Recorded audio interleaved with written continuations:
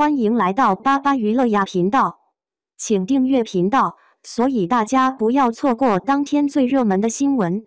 我们今天的时事通讯包括以下内容：为什么成毅的打戏好看？从力量美学到武侠精神的永生。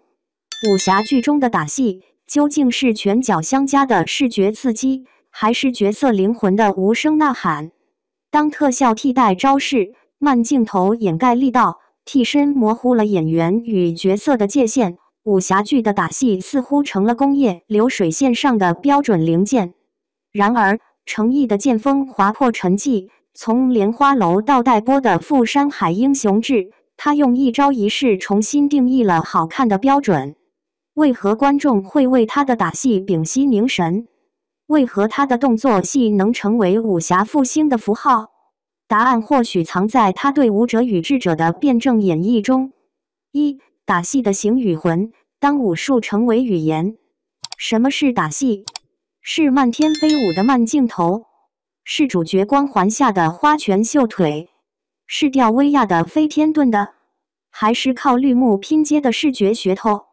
又或是简单粗暴的拳脚交加？都不是。真正的打戏是人物性格的外化，剧情矛盾的爆发，角色灵魂的延伸，江湖美学的浓缩，江湖规则的具象。古龙说，剑法的最高境界是手中无剑，心中有剑。成毅的打戏之所以令人惊艳，恰恰在于他让观众看到了剑之外的东西，角色的魂魄，故事的气韵，以及用刀剑书写的侠骨丹心。打戏从来不是简单的肢体对抗，它是人物性格的具现，是江湖规则的诗意呈现，更是武侠精神的终极呈现。二、好看打戏的三种境界：力量、美感与意境的三位一体。什么样的打戏好看？绝非单纯追求快、狠、准的暴力宣泄，而是力量、美感与意境的共振。李小龙的寸劲，李连杰的飘逸，甄子丹的凌厉，无一不将武术升华为艺术。在特效泛滥的当下，成毅摒弃了流量演员依赖替身与剪辑的行业陋习，以近乎苛刻的自我要求，将每一场动作戏打磨成角色说明书。力量感，由内而外的震撼。成毅的动作设计充满物理真实感。在莲花楼东海之战中，他凌空翻越时的腰腹发力，剑锋破空时的腕部控制，乃至落地时膝盖微曲的缓冲，精准的如同教科书示范。李莲花与单孤刀对战时，肩臂肌肉的紧绷，脚步腾挪的精确，甚至衣袂翻飞的轨迹，皆遵循力学逻辑。这种力量感并非蛮力堆砌，而是他对身体超强控制力的体现，更是源于他收放自如的智慧。就像在富山海中，萧秋水初入江湖时，因武艺尚浅，招式踉跄，重心不稳，剑锋也因力道不足而微微颤抖。到了后期，他的招式转为大开大合，一招一式皆如千钧压顶，连衣袍扬起的弧度都充满压迫感。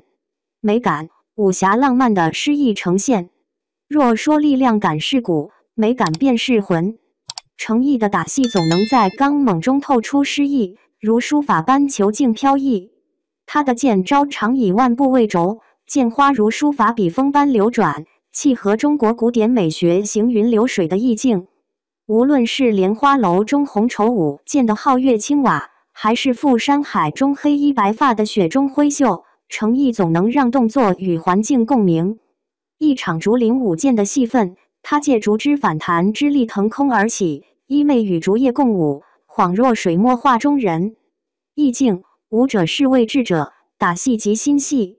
成毅曾言，武者是为智者，我打你，不是为了打而打，而是告诉你我为何打你。